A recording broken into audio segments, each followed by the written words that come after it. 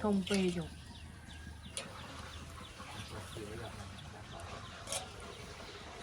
đấy cả như là món hạt thêm lôi cho cây lên mưa câu ui không phải cây kia đây cái lồng đây mưa thế giờ mấy lấy lắc ấy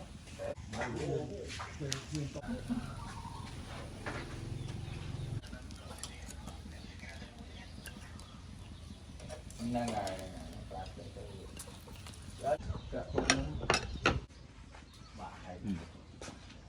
นี่อันนี้เตรียม